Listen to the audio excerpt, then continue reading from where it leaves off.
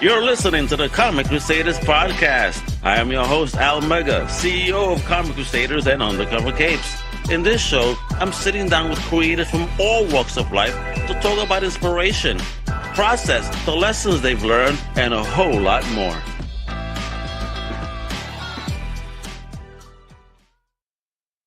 Yo, what's up, Comic Crusaders familia? Al Mega in the house, WEPA! And we're back with a return guest. It's a double threat special. That's right. We got the one and only Tom Sniegoski returning to the mic, and we're introducing his incredible creative partner, Jeannine Acheson. All right, we're going to be diving deep into their brand new dark fantasy novella, Nira, a Constance Evermore Story, which is out by Bad Hand Books. So we're going to be battling behind the scenes, lives, creative struggles, triumphs. We're about to strap in. We're about to go live with these big bosses. Welcome, Tom, and welcome, Jeannine. Hey. How you doing? Welcome to the Comic Crusaders podcast. Excited to have you on. Let me tell you, I was reading this book. All right, I'm like on page 30, to be honest. I started reading, but that I did catch on to something really early there that made me laugh, and I think we'll get into that in a little bit. I think you calling out some fellow comic book creators out there. So it made me laugh when I saw a certain name, and then from where I said, wait a minute, are they talking about? All right, but we'll get into that in a minute. It's a good time. The book definitely got me hooked, and I'm sorry. That's why I kept you in the green room for an extra minute. I'm sorry. I was trying to finish the chapter.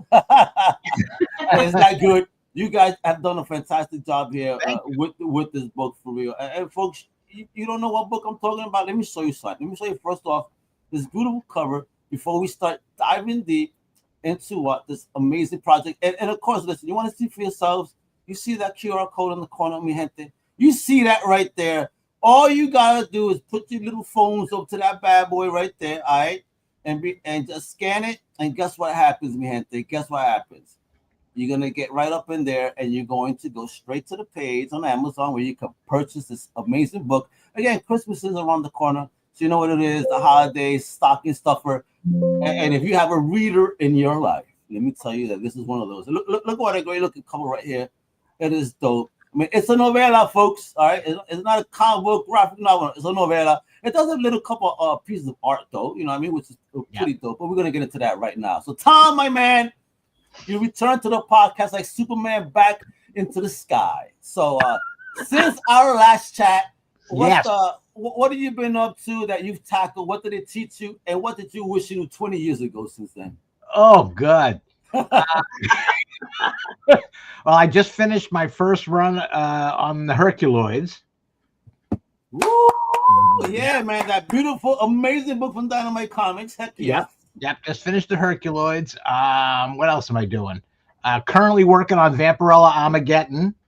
Oh, yeah, writing issue. The Doom of Vampire. Yeah, issue number 9, is it? Yeah, 9. I'm writing 9 right now. Oh God, what else? Good stuff we can't talk about, of course. Yeah, a lot of that. We're getting ready to start writing a new Grim Death novel with Mike Mignola.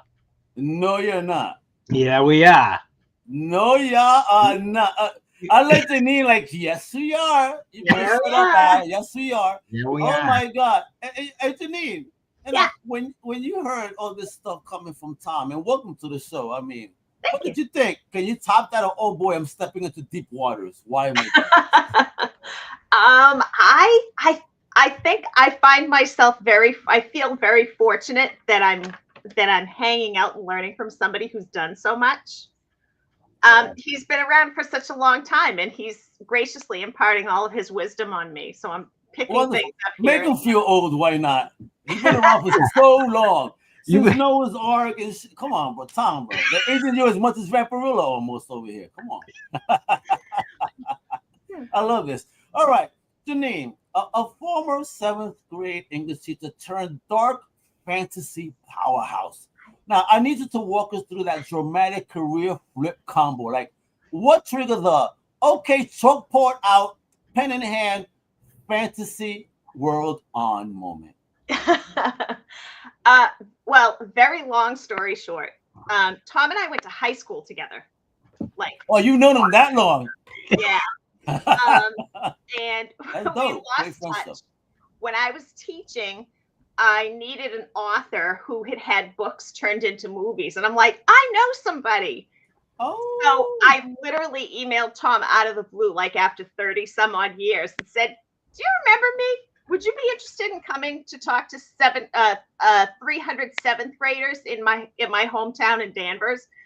And he was like, yeah, sure. So we kept on talking, and this was right before the pandemic. It was the end of 2019.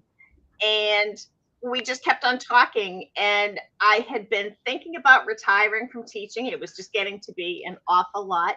And so I decided to retire, and Tom said, hey, would you like write books and comics and stuff with me? And I was like, you know what? Why not? Let's do it. Why not? I've done with these kids nonsense long enough now. You know what? I can imagine the stories that could pop in your head because of your experience as a teacher. I had a few interesting ones over the years. Yeah. Yeah, listen, I grew up in New York, and I love my teachers, and I was never a bad kid, but let me tell you that I felt bad how others So you know what, Jeannine, a salute to your service. Thank you for educating these knuckleheaded MFers out here. Thank you for your service. It was good. All right, but really, when you first told Tom, all right, I'm gonna quit the classroom to write monsters. Did he high five you secretly or run scared? How did he? When you said yes, I'm in. How did he accept that? I think he was pretty surprised, actually. Oh, okay. But I would never have asked if I didn't think that she could handle the insanity that this life is. That's true. You're like, I love you, my friend. I'm not trying to murder you with this shit, but hey, we got something here. Oh, there's a big difference between what she was doing and what she's doing now. Yeah. I mean, incredibly. Yeah. Oh, okay. I dig it. Now, this new novella right here, right? Nira, a Constance Evermore Story. Spill it. If this book were a flavor of ice cream, what flavor is it and why? Oh, what flavor ice cream, Jeannine? It ain't vanilla, that's for sure. There we go. That's what I wanted to hear, baby. Yeah, it is not vanilla. And it's not like strawberry that's like light and refreshing, and it's not that. Is it a Rocky Road type of thing? Maybe? Yeah, there's a lot of meat to this. I dig it. It'd be like a steak tip ice cream. All right, Tom, you've written everything, right? From Angel, Private Eyes, to superheroes, to kids fantasy. Let's talk about the idea of Constance Evermore and the world of Nira coming to your brain. Say, hey, mutant monster, let's do this. Is that what happened? No, it was really interesting. I was approached by an artist named Tom Brown, who did that lovely cover and the illustrations on the inside of the book. He reached out to me. I'd worked with him on a project called The Raven's Child years and years ago. And he was like, hey, I'm doing some work for this new publisher, and he's looking for novellas. Would you want to come up with a novella? And I could do the illustrations for them. Ooh. So I was kind of like, all right, maybe. Yeah, let me put my thinking cap on. Let me think. So then I poked Jeannine, and I'm like, hey, somebody asked me to do this.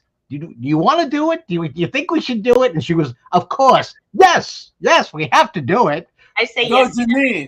Yeah, get it done. Why not? Yeah, good. Yeah. Good that you have someone like Jeannine in your life. Yeah, heck yeah. Why not? Let's conquer that shit too. Let's do it. Yeah. Like, I've got time to make up for, so anything that comes across our plates or our email. Jeannine is the absolute Wonder Woman of comics now. That's it. She is on every challenge. She really is. I know better than to ask her, do you think we should? Because yes is already out of her mouth.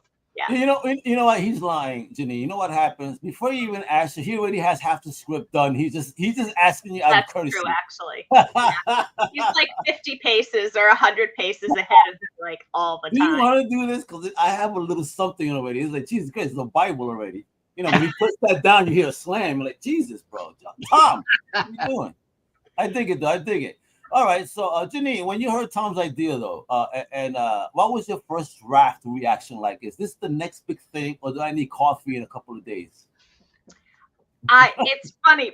We actually just had this conversation the other day about when he comes to me with an idea, and I kind of listen and I think about it, but then I need a couple of days to like think about it and process it. Yeah, soak it in. Yeah, because like I said, he's like 50 paces ahead of me. He's a wild man, I know. Look at the stuff he writes and has been creating in his career. Yeah. I'd be scared, very scared of working. Oh, I'm intimidated a lot. I mean, it's getting a little better, but yeah. Like it's a tad. I love this. All right, so collaboration alert here, baby. So when two writers meet, things can get messy, right? You know, coffee spilled, characters argued, deadlines threatened. But what's the funniest creative collision you two have had in writing, Nira? And I hope I'm pronouncing that right. Yeah, you got it. You got it right. Wasn't there a word just like something as simple as like a word? Did I want to use it and you didn't want to use it? Yeah, because it was wrong. and the argument continues. No. It was Nira was a backup. She was born with a caul, which is part of the amniotic sac that babies grow in. She was born, some babies are born with it over their faces, and some babies are born completely encased in it. Well, she was completely encased in it. Oh. And we had, I can't tell you how many discussions about the description. So she has taken that bag, that caul, and it's now like her bag, like her bag that she keeps everything in. Her bag of tricks. Her bag of tricks. Her bag of tricks. Oh, we fought over the description of that bag for like weeks because I love it. He was calling it one thing, and I was like, but it's not that. It's not that. It's not that heavy. It's like really, really, really thin. It's a membrane. He's like, no, it's heavier. I'm like, it's not. It's not. And we argued about that for, I think, weeks. And even when our final review of the book came through after we had gotten a copy of the book, I'm like, I still don't like that. I don't like that word.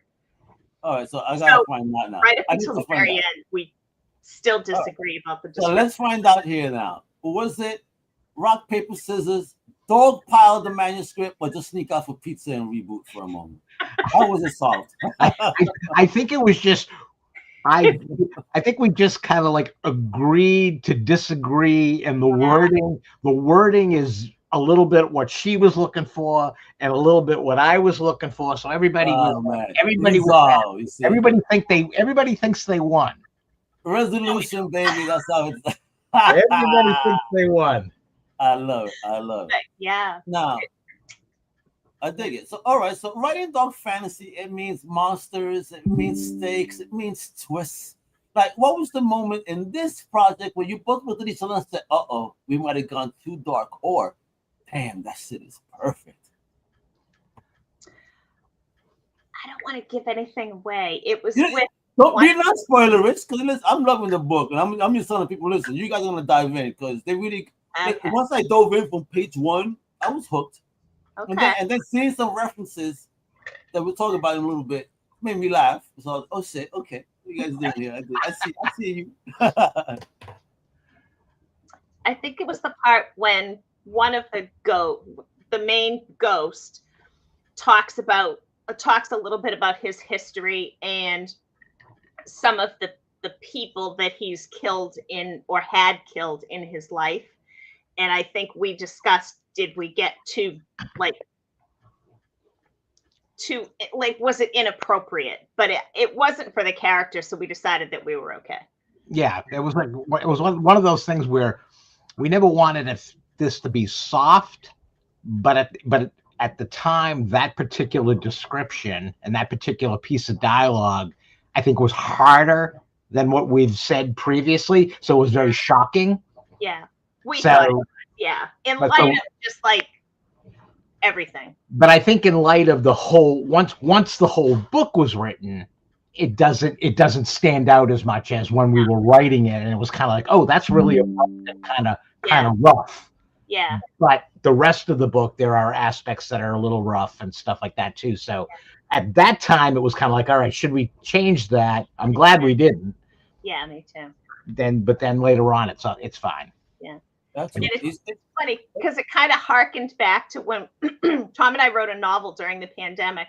And I remember saying to him, like, I was still teaching at the time, and he was like kind of writing the beats out, kind of like this is going to happen and that's going to happen.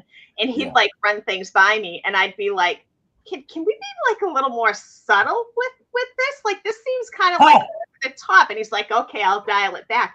And I think now I'm like, no, let's do it. Just bring it on. This is great. So you know what it was? You were a teacher with the kids. You still had that teacher sensibility. And now them kids are not around. Jeannine is the wild woman in the world of creativity. You said, F them kids. Let's go crazy right now. Let's go crazy. I love it. Let's go, Jeannine. I'm digging your energy. This is what we need in comics. Let me tell you. Now, Tom, for real, your career spans decades, comics, novels, and more. You know what I mean? But how has your approach changed when shifting into this new novella series mode with Jeannine compared to those solo days? You know what's interesting is that almost everything that I've done so far with Jeannine has kind of changed my perspective a little bit, because it's bringing another perspective than just mine.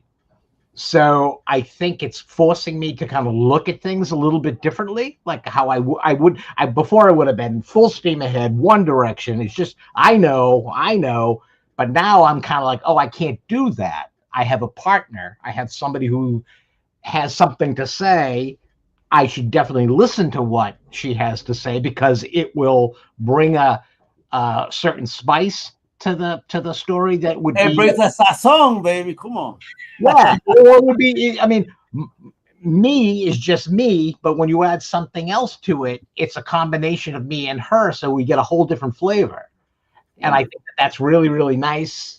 And I think it's been a really good thing for my writing, because it's kind of like I think it's brought a female perspective, which is really nice when you're, it's just the sausage party when you're just by yourself. It's true. Listen, we have our own perspectives, but luckily, I personally grew up around a very strong female presence. Mama was married with 25 years. I have a daughter. I have only nieces, so I'm around a female energy, so I get it. So I could really get their side. So lately, in my age now, post divorce, it's like I am a good friend to ladies, apparently.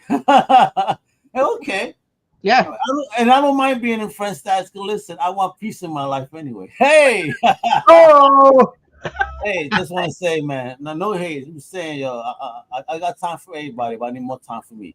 So, Jeannine, I gotta ask you now: did you adopt any of Tom's past writer habits, like midnight rewrites, monster coffee, or cryptic notes? And if so, how did you survive them? I think that's a good question. I think I definitely, as far as like with respect to comics or with respect to like novels and novellas, I think he for the most part, like I'd say 80% of what he does, everything is planned out really well. And I'm a planner. Like being a teacher, I'd plan an entire unit. Like I knew what we were doing every day, and I'd kind of like, I'd be able to like shift on the fly if I needed to, but I'm still very like linear, and everything has to have order. And I would say like 80% of the time he's like that. We're not going to talk about some of the other things. Let me tell you, that 20% is a normal comic book guy. So right. But I think that's like his creativity, and he's able to do that. But I'm not. Like I just finished a novelette, like a very long short story, and it took me like, I don't know, like almost a year to finish, because I was just kind of like getting stuck. And even though I had everything that I had to do, I would just get stuck. But yeah, I think probably like the orderly aspects of how he writes is how I write. Like that's what I learned from him. That's how. I want to ask you, Jeannine, as a teacher, were you a comic book fan? And I would say you're a book fan, because most teachers I've always grew up, growing up, always had a book on their desk. So I'm not even going to ask you if you read because I'm sure you did. But were you a comic book reader?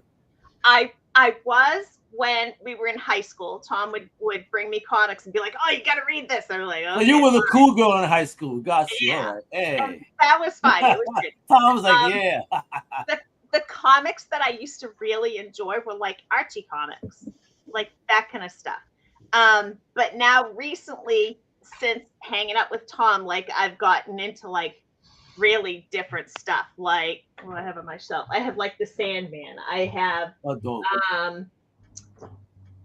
Something is Killing the Children. I have like Deviant. Like I'm not huge now into like superhero-y stuff, but I do like Wonder Woman. Great. So please read Punk Rock Jesus for me. I think you're gonna love that one. Oh, she probably would really like Punk Rock Jesus. Oh, okay. By Sauncy Murphy. Oh my God, my recommendation. I always recommend that one because that is not no superhero nonsense. I'll tell you that shit. That will blow your mind because the tape that book goes on, and like yo, and you get just addicted. Yeah. I love it. Yeah, I like the like quirky, odd, non-superhero-y stuff. Oh man, this is gonna mess you up.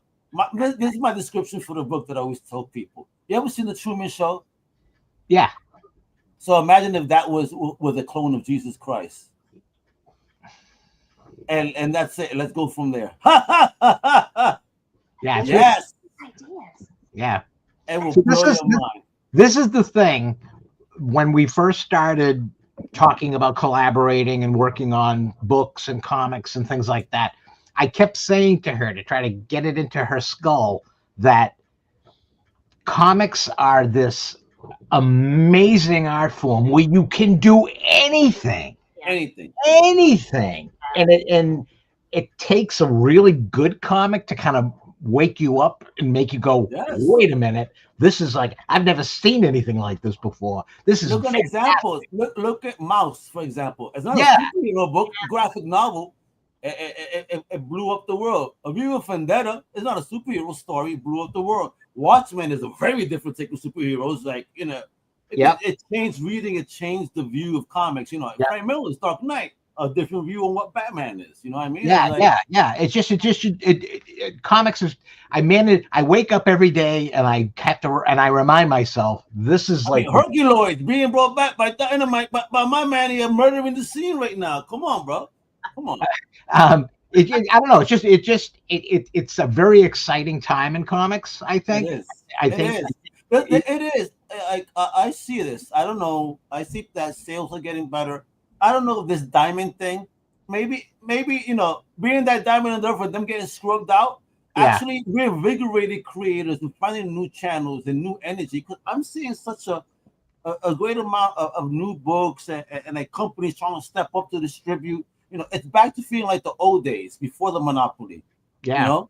Yeah. And I like it. It is like it's like a new golden age, baby. It really is. I really think it is. I mean, it's one of those things now where we sit down and we come up with a good idea and we go, wait a minute, is that a book or a comic? Yeah. So it's not even like, oh, this is even just book, comic, TV show, animation. Yep. You know, what do you want? A short series every week where Tom and Jeannine are doing voiceovers of characters. Come on.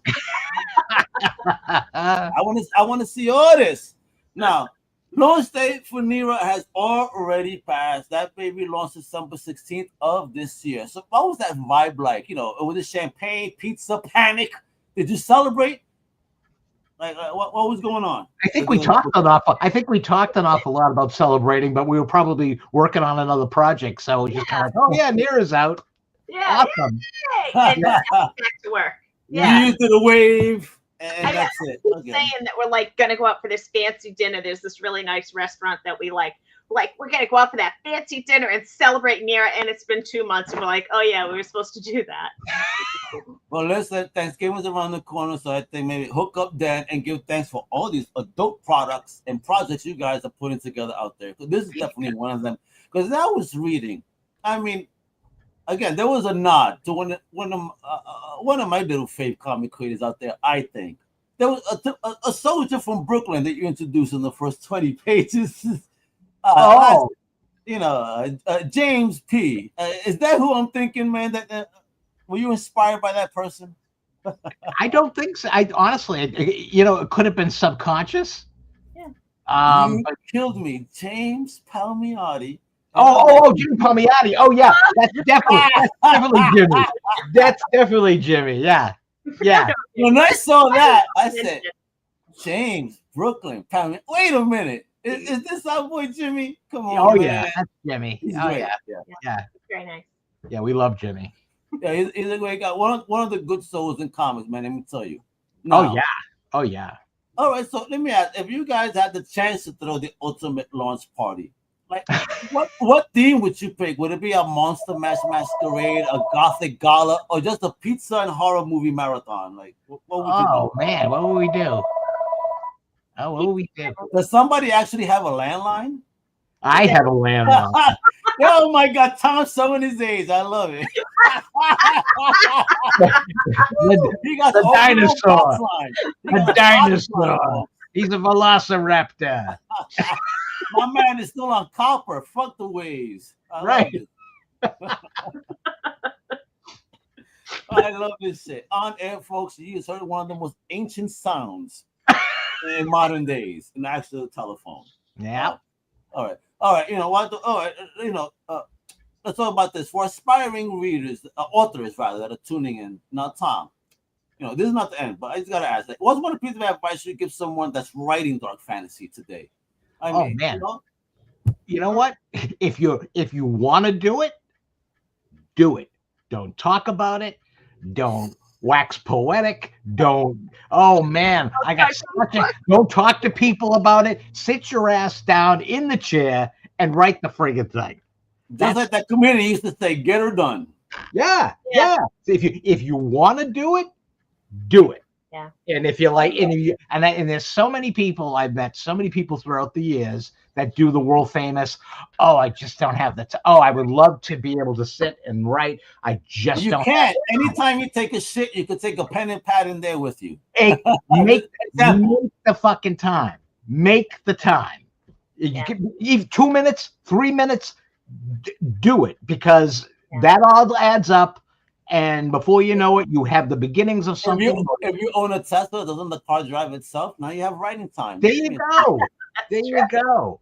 But yeah, that's probably as stupid as that sounds. That's the best advice that I could give somebody. If you want to do it, do it. Would you say the same, Jeannine? How about you? Yeah, I would say so. Yes. Yeah. I do.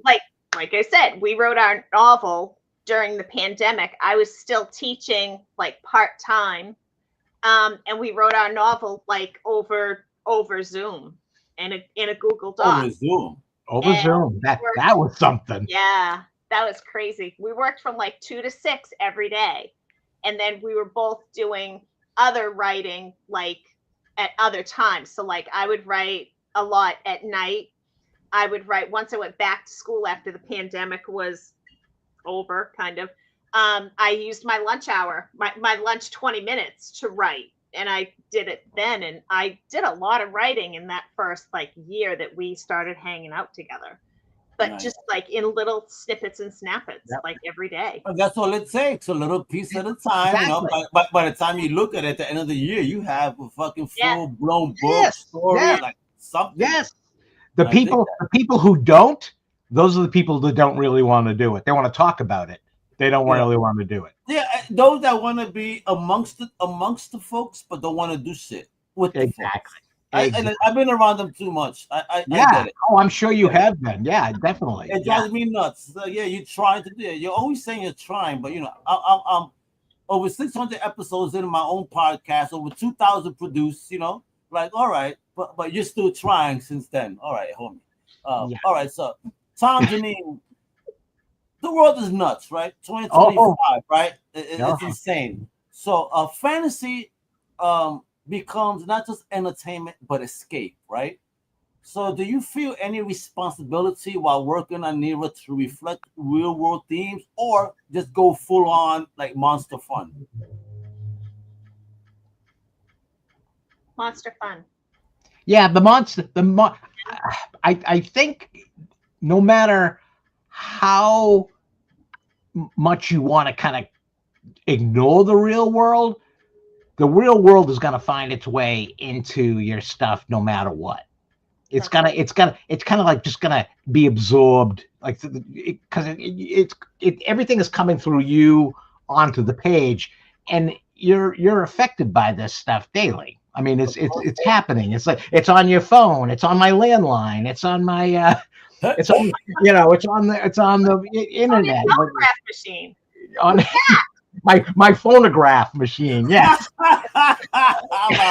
My man got pigeons bringing him notes every day and shit, you know. but it's gonna get in there somewhere. But I don't think we ever really make it a point to say, oh, this is a commentary on this. Yeah. Good. I think I try to kind of stay away from that. That's well said. Thank you.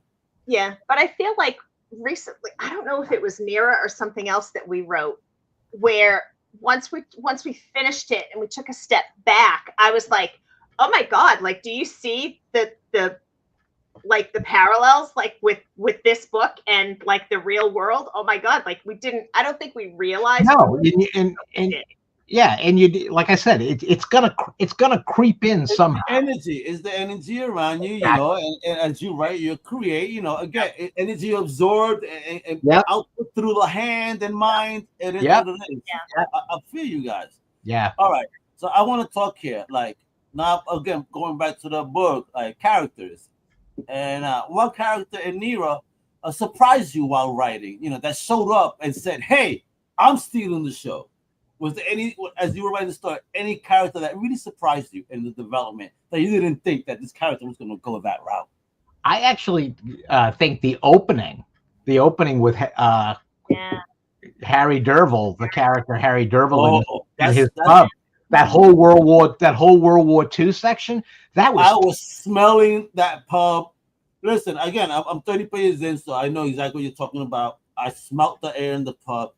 I was seeing what he was seeing out that window. You feel me? And just the moment and those memories and that reflection. I'm like, whoa, you guys hooked me. Shit. Like, yo, great job. Like, I was feeling every moment of what the character was going through, and then, you know, something that happened, somebody walks in on his life that, you know, and just, you know, you added some scenes even prior to that, like, oh shit, get out of here, cool. that whole opening was much shorter in our notes, but it kind of took on a life of its own and kept kind of growing as we were writing it, and we were kind of like, all right, this seems like what it wants to do. Let's try it. And I love that. I saw it as the whole TV show in my head, honest to God. Yeah, I love the opening. I think the opening really surprised me that it. I didn't expect that, because you give me this title, then I open to this, and I'm okay. Wait a minute, where am I going here? Yeah. Again, that's dope. A great way to introduce a wonderful book. And all right, so let's talk about this. It's teaser time for those that are listening. All right, listen, folks. If you see that barcode on the corner up there, you see that, right? Yeah. All you gotta do is snap with your phone. That take it straight to the Amazon. You can purchase your own copy, or you go right there to badhandbooks.com. Yep. I mean, and check out Nira there, amongst the many other dope books. Again, man, independent creators doing their job right here. Great stories. Check it out. But I mean, again, just snap that right there in the corner. It is fire. All right. Now, teaser time with the series ahead without spoilers. What can you reveal about, you know, Nira and Constance Evermore, this book, and what the future holds for the Niraverse? Well, Jeannine like biting her lip, like, oh, don't make me talk, Al. We're gonna see more of her. We have a contract to write at least 2 more books featuring her. And there will be some characters from the first book that you will see again. Oh yeah. I'm loving this. All right, listen, Tom. Yes. I mean, once we cast the movie adaptation of Nira, who's gonna play Constance, the villain, the sidekick? Go wild. Let's manifest our wish list right now, so I can see you guys in the movie credits. The first person we thought of when we thought of this character, and this character was in like our idea file like years ago, The first person we ever thought of for this was Tilda Swinton. Yeah, great. Yeah. She just got that great look. Who did we look at the other day? We saw a picture of somebody online, and we're like, "Oh, she could be." Who was it? The British actress. Oh, what's her name? She's in Love Actually. Oh, Emma Thompson. Emma Thompson. Emma Thompson. She had the short haircut with his white hair, and we're like, "Oh my gosh!" Yeah. I'm very curious now because again, I read the opening. Who would be Harry? Oh God. The guy who has 3 names, who did Roderick in the Grim Death audio. Oh, What's his name? I got John Carroll Lynch. There you go. Actually, he would be great. If you saw him, you'd go, "That guy's perfect." Yeah. He was in American Horror Story. All right. Hey, look at Jeannine already manifesting. You hear this, Netflix, Hulu? You do something. I know. We need this. Yeah. Right, let's make this happen. Now, which actor are you not allowed to cast because we'll never let you live it down?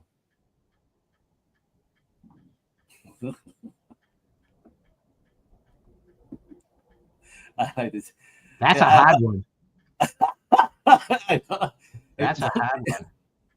I know who I would say, but I think people would hate me for it, so I won't. Right. Okay. Go ahead. I'm curious. What do you want to? Tom Cruise in anything. Oh God. Oh, see, now that's tough. But I love Tom Cruise. I think Tom Cruise. Oh man, but no, it's true though. He's gonna need you to give him stools and high chairs and all this so he can look taller, you know. And just the budget on furniture alone and shoes is gonna be insane. All right, now for real though, I wanted to do this in my WEPA style. You see how I came up with the energy here, man. This is what this is, man. You guys are awesome. I appreciate what you guys are doing. So this is my last 2 things, all right? First up is the end of con season, just about. I'm doing a lot in Comic-Con. That's my last con of the year. Are you doing any shows throughout the end of this year or anything planned for the beginning of next as yet? We just finished our last one in New York. Yeah, we were at New York. I was Comic-Con for you. Yeah. That's an insane asylum. That's crazy. I hope that inspired more stories. That was good. It was really good. Oh yeah, I hardly slept that weekend myself. I was there. I was mostly stuck in the press area in the River Pavilion. Thank God, no cosplay. No hate on cosplay, but it was nice not to have that traffic there and just allow professionals in the space. Yeah. And that actors and celebrities had a comfortable space to be in while we interviewed them. And I was the loudest person in the River Pavilion. Everybody there would stop doing the interviews when I was doing mine because I was giving them the WEPAs and this and that. Like they were like, Jesus Christ, your editing's off the hook. I cannot do a podcast because your voice. I'm like, so get noise canceling mic. That's your fault, not mine. Get better equipment, baby. That's your fault. If I bring the WEPA, you know, it's all right. There ain't no mic that can hold me down, baby. Ow! There we go. We gotta rock out. No, but for real, you guys are amazing. Now, what's your personal motivational quote or mantra that gets you through the long nights, you know, writing this and any other stories? And also, what's the one thing you want fans to feel after they read this beautiful book that is Nira? Wow. The main thing that I always go for with almost everything that I write, I want them to want more. I was just gonna say that. Yeah, I want them to read it. Like, for example, with Constance, I want them to read it, and I want them to say, "I need more of her. Yeah. I need to see her again somehow doing something." Yeah. That's how I always felt when I would be reading other authors that I really admired. I'd finish that book and I'd be like, I can't wait till the next one. Yeah. That's always been like my thing, my mantra. Want more of me. More. You gotta make that up a t-shirt and make a little picture of you, want more, with you in the middle, but not necessarily you, say more books. Come on. Depending on the punctuation, that could go either way. Hey, but you heard the teacher is telling you punctuation matters, and that I know. Punctuation is life. I hear this daily. I dig it. You guys' editing is amazing. I can't wait to see what you guys are up to next for real. You know what I mean? Because you guys got me hooked. You got me hooked on this book. So again, folks, for the last time, you see that on the corner, that nice little QR code. Go ahead, go snap your phones on that, baby. Since that at Amazon, it is a great gift. Again, listen, the holidays are upon us. It is, yes, it is. The holidays are upon us already. My gosh. 2025 is almost coming to an end, mi gente. And guess what? A great stocking stuffer for the reader nerd in your life. This is it right here. They're gonna love you for this. Let me tell you, I'll make a very picky and choosy with books, but this one I really started reading, and I can't wait to really finish it because I'm hooked. I need to see what happened with Harry and this bottle and all this stuff that's going on here, yo. What the F you guys doing to me? Like, yo, the great little mystery here. You guys fucked me up, man. I love it. All right, I dig it. So okay, mi gente. So this is what it is. All right. So my Crusader fam, this is a wrap. It's a big shout out to Tom, to Jeannine for dropping that knowledge, monsters and magic. Please be sure to grab Nira. You see it right there. All right. Yeah. Via Bad Hand Books or your favorite bookstore. Hit that subscribe button, smash that like, share this with the fellow fantasy freaks. And stay locked for the next week's High Voltage episode. This is Al Vega saying keep reading, keep crusading. And as always, mi gente, you know what it is, right? Do I already hear ya? WEPA! Thank you for listening to the Comic Crusaders podcast. If you like the content, please subscribe and turn on notifications. Also, please visit comiccrusaders.com and our extended podcast family over at undercovercapes.com.